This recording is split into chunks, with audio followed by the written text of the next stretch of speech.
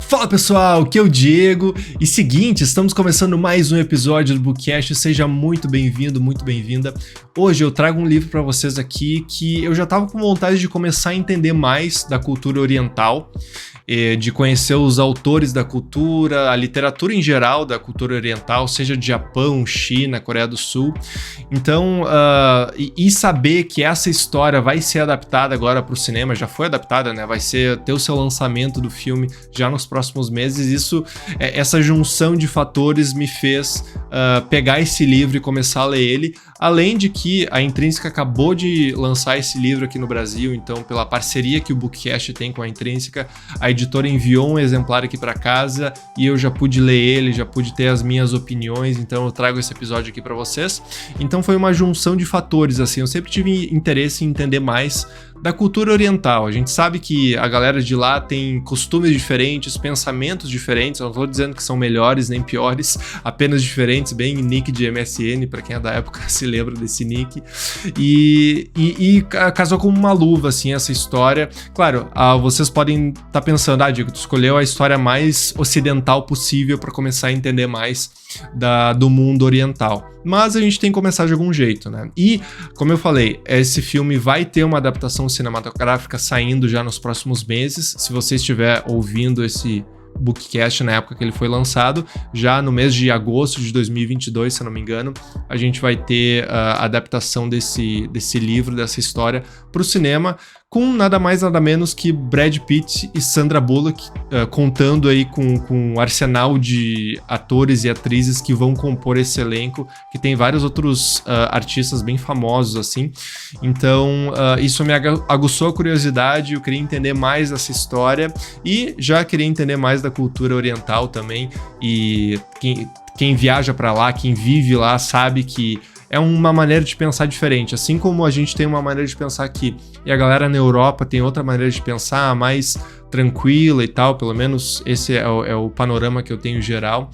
A galera do Oriente também tem uma forma bem peculiar de pensar, de viver a vida, né? Então, nada melhor do que conhecer essa cultura pela literatura dela, né? Então, eu vou trazer um autor aqui que já é bem famoso lá no Japão.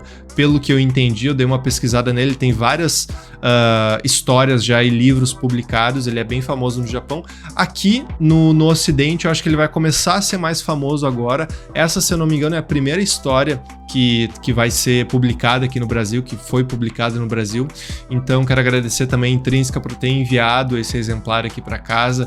O livro foi lançado recentemente, então, pela parceria que o Bookcast tem com a Intrínseca, eu li esse livro e já trago aqui para vocês a minha opinião.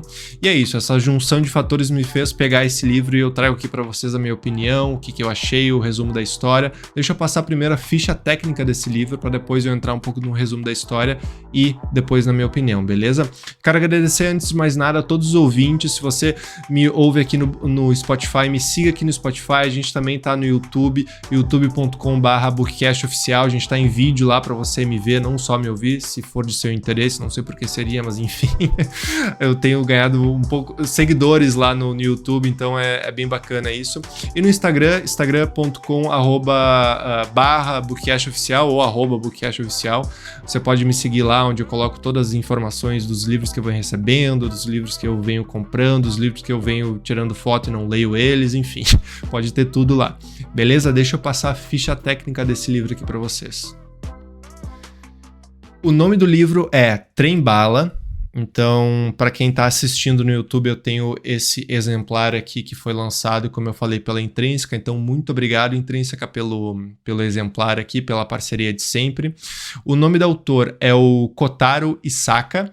Então, como eu falei, ele é um autor bem famoso lá no Japão, ele é japonês, mas eu acho que ele vai ficar mais famoso aqui, principalmente com essa adaptação que já tem atores e atrizes bem famosos aí, então isso ajuda também um chamariz a mais, né? Deixa eu clicar aqui que veio uma mensagem no celular. O ano original de publicação, esse livro é de 2010, então o ano original lá no Japão foi lançado em 2010, E aqui no Brasil foi lançado agora pela Intrínseca em 2022, então é uma história aí de 12 anos já, mas isso não de nenhuma forma afetou o andamento da história, assim, a história não é datada, é isso que eu tô querendo dizer. A editora, como eu falei aqui no Brasil, é a Intrínseca, e o livro contém 462 páginas. Não é um livro pequeno, tá? Não e também não é um calhamaço, assim, não é uma coisa de 500, 600 páginas. Mas é uma leitura fluida, porque tem vários diálogos, tem vários... o autor se preocupa bastante em contar como é que é a cena, os detalhes daquela paisagem e tal.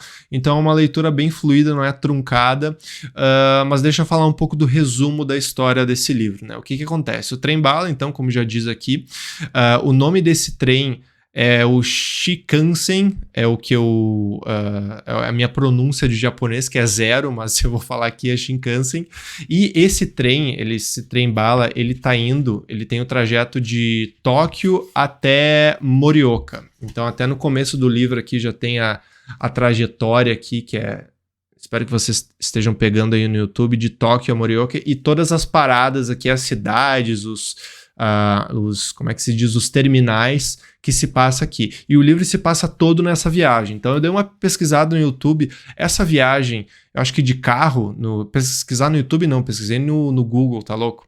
Pesquisei no Google Maps, essa viagem de Tóquio a Morioka dá mais ou menos 3 horas e 50 de carro, pelo que eu vi. De trem-bala, imagino que seja bem mais rápido, né? Mas, enfim, dá uma veracidade a mais à história. E o que acontece? A história toda se passa nesse trem, nessa viagem de trem, e nesse trem, o peculiar desse trem é que dentro deste trem, entre os passageiros, estão 5 assassinos, que são os passageiros, né? Então, a história conta meio que o motivo de por que cada assassino tá ali, assassino de aluguel, no caso, né? Por que eles estão ali, se as histórias que eles têm e as experiências que eles têm a ver uma com a outra, se eles se conhecem. Então, o livro, ele conta dessa forma, ele conta, cada capítulo é a perspectiva de uma pessoa. Então, capítulo 1 é a perspectiva de um assassino, capítulo 2 é a perspectiva de outro. Então, essas histórias começam a se cruzar, e aí a gente começa a entender mais um pouco da trama, mas eu sei que tem muita gente que não curte história assim de se passar em um lugar só, tá?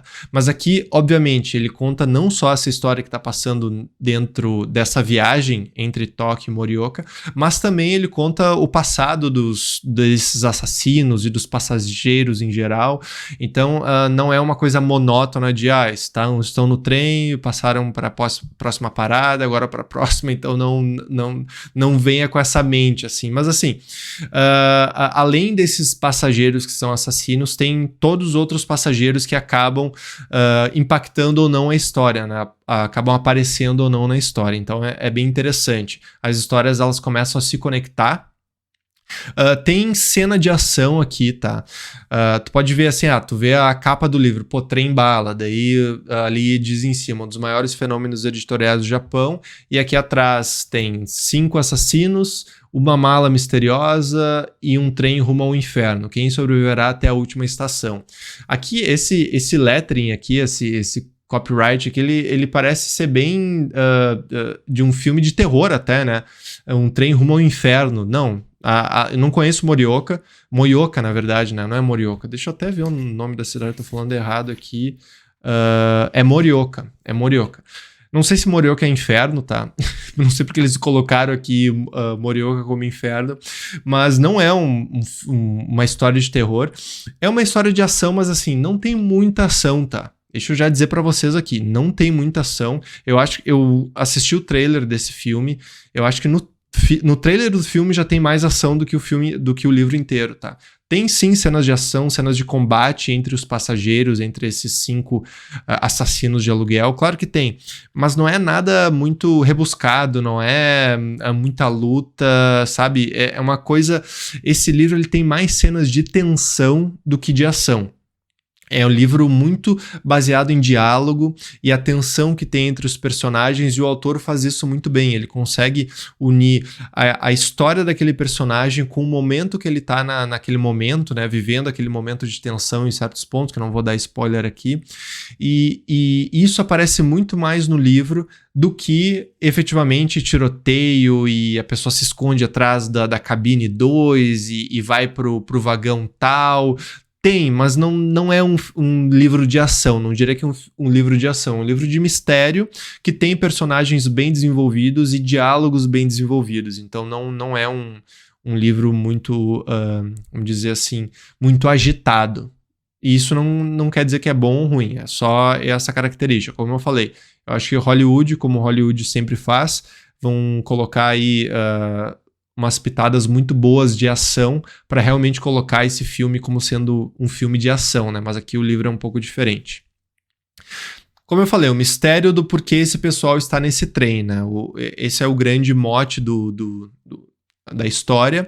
E também, além desses 5 assassinos que estão dentro desse trem, como diz aqui o lettering aqui atrás, tem uma mala que tem uma galera à procura dessa mala aí. Aí eu não vou dizer o que tem dentro da mala, o porquê, quem é que tá, se são 5 assassinos que estão atrás dessa mala, mas tem uma galera atrás dessa mala aí, e eles acabam conectando essas histórias, às vezes atrás da mala, às vezes querendo matar um ao outro. É bem um jogo de gato e rato aqui que a gente pode ver nessa história. Uma característica super importante desse livro, tá? Ele tem personagens bem desenvolvidos. Aí pode dizer, Diego, mas eu li outros livros com personagens muito mais desenvolvidos que esse. Olha, eu tô dando a minha opinião aqui. Eu achei que esse livro tem, sim, personagens bem desenvolvidos. Por quê? Porque esse autor pega uma característica, um método, eu acho, que até o Stephen King fala bastante, né? Que é o show, don't tell. Não sei se é o Stephen King que cunhou esse termo, mas é o seguinte, mostre e não fale. O que ele fala? Ele, quando ele tá descrevendo um personagem, ele não fala que o personagem é, sei lá, é louco, é desconexo, é meio bizarro. Ele mostra ações daquele personagem que fazem com que o leitor chegue a essa conclusão. Pô, esse personagem é louco. Ou esse personagem é medroso. Pô, esse personagem tem má sorte. Sabe, ele coloca o personagem em situações que faz com que o leitor tire a conclusão que aquele personagem é A, B ou C. Ele faz bastante isso aqui. Não só nas situações do trem em si, dentro da viagem, né, com esses jogos de gato e rato que eu falei, mas também contando do passado desses personagens. Então, de diversas vezes ele volta lá no passado e conta algumas situações que a gente acaba conhecendo mais do personagem justamente por ele voltar para essas histórias, né? Então isso é bem, bem bacana. Isso, claro, dá um volume para o livro muito maior, por isso que ele tem quase 500 páginas, mas como são só, basicamente, os principais são 5 personagens ali, e dentro desses 5, ele não desenvolve todos eles da mesma forma. Tem personagens que ele desenvolve mais, tem personagens que ele desenvolve menos. Mas o fato é que ele desenvolve eles bem. E eu achei isso bem legal porque tu acaba criando empatia com alguns personagens e com outros personagens tu acaba criando até uma raiva, assim. Eu vi algumas reviews desse livro na internet e eu vi que a galera lembrou muito do Stephen King do Quentin Tarantino lendo esse livro. Por quê? Porque ele tem bastante diálogo. E é isso mesmo que faz com que os personagens sejam bem desenvolvidos. É o diálogo que faz aquilo crescer, que a gente começa a entender os personagens pelos diálogos. Eu lembro, e tem talvez um dos diálogos mais marcantes que o Quentin Tarantino já escreveu, é aquele diálogo do começo do Pulp Fiction, né? Pulp Fiction, um filme de 94, se eu não me engano, que ganhou o Oscar. Tem o diálogo entre o personagem do John Travolta junto com o personagem do Samuel L. Jackson, e eles, enfim, estão conversando sobre o sanduíche quarteirão do McDonald's na França, se eu não me engano. Aí um deles, acho que o personagem de John Travolta fala, tu sabe que na França eles chamam de quarter pounder, alguma coisa assim, mas lá eles não têm o sistema métrico, não é de pound, é de outra coisa. Então eles começam a falar disso, ou seja, nada a ver com a história, não vai contribuir de nenhuma maneira para a história geral do Pulp Fiction, mas esse diálogo, ele tem muito... ele tem um papel importantíssimo da gente conhecer aqueles personagens, da gente entender como é que eles funcionam, por que eles estão falando isso. E nesse livro tem bastante disso, por isso que eu concordei com a semelhança que algumas pessoas viram lendo esse livro e lembrando do Quentin Tarantino, dos filmes do Quentin Tarantino, que são recheados de diálogos, né? Tanto é que o cara ganhou vários Oscars aí de roteiro original e tal. E aqui, claro, não chega a ser um roteiro digno de Quentin Tarantino, mas sim, tem bastante diálogo. A galera lembrou dos irmãos Coen também, que dirigiram e fizeram o filme Fargo, e também tem cenas de bastante diálogo, e isso é bem legal. Claro, se você tá ouvindo assim, falando, pô, eu não gosto muito disso, eu gosto mais de cenas de ação, de pegada de uma leitura mais envolvente, assim, eu vou te dizer que esse não é um livro para te ler, assim, porque ele tem bastante diálogo mesmo. Dos diálogos e das histórias que a gente ouve aqui, como eu falei, a gente conhece mais os personagens, começa a não se apegar a eles, mas ter sentimentos quanto a esses personagens. E teve um personagem aqui que eu tive muita raiva desse personagem, que é o Príncipe. Eu não vou dar muito detalhe do que é o Príncipe, do histórico dele, mas eu tive muita raiva desse personagem, assim. Raiva de eu querer ler uma cena que ele se fudia demais, assim, sabe? Porque eu tive muita raiva dele. Eu tenho certeza que se você lê esse livro ou leu esse livro, você teve ou vai ter o mesmo sentimento que eu tive perante esse filho da mãe, que é o Príncipe, tá? E isso, eu falo que eu tive raiva, mas não de uma maneira negativa. Eu tive raiva, e esse sentimento de raiva, ele foi, ao mesmo tempo, ele andou de mãos dadas com um sentimento de imersão. Porque, pô, isso é a mágica que o livro faz, né? Ele faz com que tu crie um sentimento perante um personagem. Seja ele de raiva, de amor, de frustração, de empatia. Se uma história faz com que tu crie qualquer sentimento perante algum personagem, alguma situação, o autor ou a autora conseguiu o seu objetivo de te colocar dentro da imersão. E eu senti várias vezes raiva desse personagem, então o Kotaro tá de parabéns para a imersão. Deu para ver que ele realmente queria que o leitor tivesse raiva desse personagem, porque tem coisas muito esdrúxulas que acontecem, que ele faz, assim, que tu fica pensando, caralho, pior que deve ter gente que seja assim na vida real, sabe? E tu acaba sentindo mais raiva dele por causa disso. Então eu achei bem interessante isso. Isso me ajudou a ficar imerso nessa história de uma maneira muito, muito impactante, assim, sabe? Como eu falei, alguns desses personagens são mais desenvolvidos que outros. Eu totalmente concordo com isso, até porque se ele fosse desenvolver igualmente todos os personagens aqui, isso daqui ia se arrastar muito, sabe? Então eu acho bem plausível ele focar em alguns e não focar em outros, né? Não tem um protagonista. Esses 5 assassinos, esses 5 personagens, eles mudam de foco várias vezes, mas até no final tu consegue ver quem era o protagonista, e talvez tu tenha se apegado a ele mais por causa de vários fatores, assim, que aparecem no meio da história, mas eu acho que não dá pra dizer que tem um personagem específico, assim, que seja o protagonista dessa história. Talvez no filme eles vão colocar um ator, uma atriz como sendo o personagem principal, mas, enfim, não me apeguei muito a isso. Alguma dessas histórias que acontecem aqui, devo informar, elas têm que dar o benefício da dúvida, assim, porque tem alguns acontecimentos que acontecem aqui dentro desse trem, dessa história, que tu pensa assim, tá, beleza, aconteceu isso mesmo, tá, segue a história. Tipo, umas coisas muito idiotas que acontecem assim, que tu tem que meio que engolir aquilo pra continuar na imersão. Porém, tem as cenas que são tão esdrúxulas, que tu não consegue ver essas cenas acontecendo na vida real, que meio que te tira da imersão. Então esse é um ponto negativo que eu achei no livro, que ele força a barra muitas vezes, até para compor o cenário daquele personagem, para afirmar que aquele personagem é assim, assim, assado. Ele mostra diversas ações, é um show don't tell elevado à 10ª potência, e isso me tirou um pouco da imersão. Então Se tivesse alguma melhora que eu pudesse sugerir ao Kotaro, se eu tenho lugar de fala para isso, óbvio que não, seria talvez maneirar um pouco nesse show don't tell aí, porque isso faz com que a gente se desconecte da vida real e aí fica um pouco, a imersão fica prejudicada quanto a isso, né? Mas assim, tem que manter a mente aberta, tá? Quando acontece isso, se tá gostando dos personagens, gostando da história, se acontece isso, você tem que seguir em frente, e porque vale a pena. No conjunto da obra vale a pena. Claro, tem esses percalços, porque acho que nada é perfeito na vida e a gente tem que aprender com os erros e com essas insatisfações que acontecem, né? Eu já tô filosofando aqui, o que eu sempre acabo fazendo por alguma razão.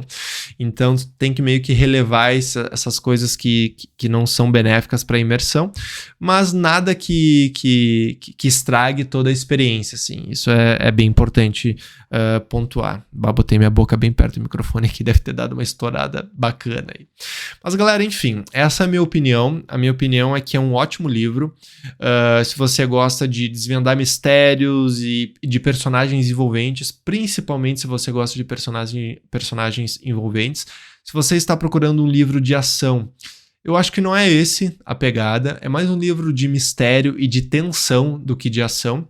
De novo, o filme pode ser, acho que o filme vai ser totalmente ação, o trailer do filme, como eu já falei, já tem mais ação do que o livro inteiro, mas é isso que Hollywood faz, né? Não adianta. Mas é um livro interessante para quem gosta de mistério, de coisas envolventes, de personagens, de imersão. Eu achei um livro bem bacana, assim. Tem diálogos muito bizarros, tipo esse do quarteirão, do começo do Pulp Fiction, que eu curti bastante ler, assim. Tem um personagem, que eu não vou falar qual, que ele é fascinado pelo desenho Thomas o trem Thomas e os seus amigos, alguma coisa assim. Tu fica pensando, caralho, como assim? Como assim o personagem é fascinado nesse tema e ele acaba trazendo esse desenho, essa animação, enfim, a quase todo momento durante toda a história. Tu vê o nível de bizarrice às vezes que essa história chega, assim. Talvez seja essa um pouco da cultura japonesa que eu esteja querendo conhecer mais, né? Como eu falei, talvez eu tenha pego a história mais ocidental possível para começar a ler coisas japonesas, mas a gente tem que começar de algum lugar, né? Então, beleza, ótimo livro, poucas cenas de ação, bem mais focado no mistério. Se quiser ação, procura, sei lá, outro livro. Eu nunca li aquele lá do Ken Follett, alguma coisa assim, Pilares da Terra, mas dizem que é livro de ação. Ou procura, sei lá, o livro do Tom Clancy, que é o do Jack Reacher, se eu não me engano, né? Procura esses livros, porque esse não tem tanta ação mesmo, mas é bem instigante, bem misterioso, então, e bem de diálogo mesmo. Então, se você gosta disso, é um prato cheio. Se você gosta de Quentin Tarantino, de filme dos irmãos Coen, de personagens desenvolvidos, personagens complexos, claro, não vai chegar aos pés do Quentin Tarantino. Até tem o livro, né, que tá aqui em cima, inclusive, para você que está assistindo no YouTube, do Era Uma Vez em Hollywood, que ele expande o universo desse filme, o próprio Quentin Tarantino, né? Então não se compara, mas dá pra lembrar. É isso que dá pra dizer, dá pra lembrar. Mas é isso, galera, essa é a minha opinião sobre Trem Bala. Eu tô bem ansioso pra assistir o filme. Quero saber por que eu consigo entender o porquê desse livro estar sendo adaptado, porque ele tem, como eu falei, personagens muito bons, e isso, para um filme ser bom, já é meio caminho andado, pelo que eu entendo, assim, de cinema, que é bem pouco, quase nada, não tem lugar de fala também. Tem poucos lugares de fala na vida, na verdade. Mas, enfim, e eu tô bem ansioso para esse filme, e também eu tô interessado em ler mais de Kotaro Isaka. Ele tem, como eu falei, vários best-sellers lá no Japão e ao redor do mundo também. E eu fiquei bem ansioso e com vontade de ler mais sobre esse autor, então provavelmente vou pegar mais um livro dele, seja em... como eu falei, esse é o primeiro que é lançado aqui no Brasil, espero que lancem mais também, mas tem as versões em inglês, acredito eu, que ele é famoso lá fora. E, enfim, galera, essa é a minha opinião. Quero agradecer vocês que estão assistindo e ouvindo esse podcast, Bookcast. Eu fico muito feliz de fazer isso aqui para vocês. Me sigam lá no youtube.com/bookcastoficial, no Instagram @bookcastoficial, e também aqui no Spotify me siga no YouTube também, me siga nas redes que você achar que você deve me seguir. e siga as pessoas que você achar que sejam interessantes para você. Eu espero que vocês estejam gostando desse projeto, eu tô gostando bastante de fazer.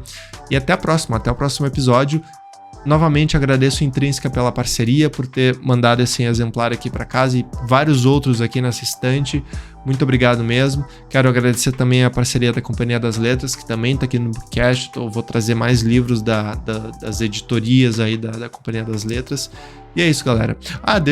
Esqueci de mencionar, esse é o episódio 50. Estamos no 50º episódio do Bookcast. Olha que marco, né?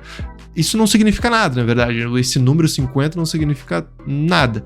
Mas enfim, acho que é um marco, né? Um número redondo, é a metade de uma vida humana, eu acho. Então a galera tende a valorizar. Então só tenho a agradecer a vocês que estão aqui comigo nesses 50 episódios, que a gente possa ter mais episódios e falar mais de livros, enfim. Valeu, galera. Brigadão. Obrigado pela audiência e até o próximo episódio do Bookcast. Tchau, tchau.